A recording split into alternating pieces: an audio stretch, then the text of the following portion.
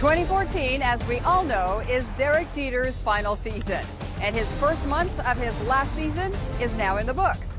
In April, the captain hit .272 with an on-base percentage of .352. He had an 11-game hit streak in the middle of the month, hitting .326 during the streak, and his ability to hit was one reason he first attracted the eyes of Yankee scouts. And Yankees executives also saw something special in him as they made him their #1 draft pick back in 1992. I was getting a lot of phone calls from friends and local media, and I'm trying to tell them, listen, don't call me. I'll let you know if something happens because I got to keep the phone lines open. But, you know, I was supposed to go, I think, 1st or 5th was what people had projected. And I got a phone call from one of the local reporters saying, have you heard anything? Because the first 5 picks had been announced. And, you know, I was devastated. I had no idea the Yankees even selected 6th because all the talk going into the draft. So then shortly thereafter, I got a call and saying that the Yankees had selected. When the young Derek Jeter stepped onto the Yankee Stadium field for the very first time, he felt nothing but excitement, knowing that his chance had finally come to be a part of the fabled franchise he'd been such a fan of since childhood.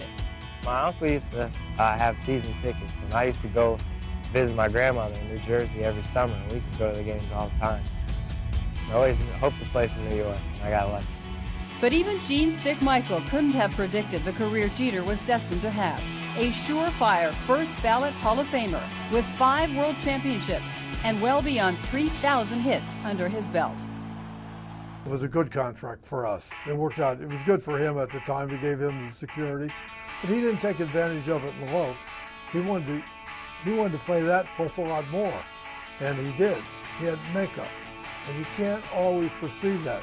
Sometimes you don't really recognize it until you get into his career.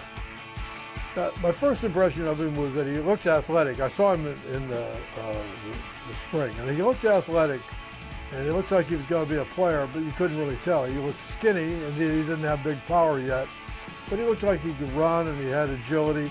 But I saw him at Greensboro that year, and he made 56 errors his first year.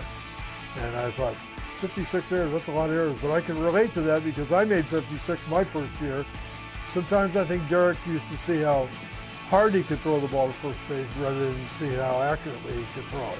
He had a fine arm, but he finally learned how to play, and he did it quickly, actually. He did it the next year. He cut his errors down, and he moved fast, and in 1995, I think it was, he went from A, AA, AAA to the big leagues. That shows you how fast a learner he really was.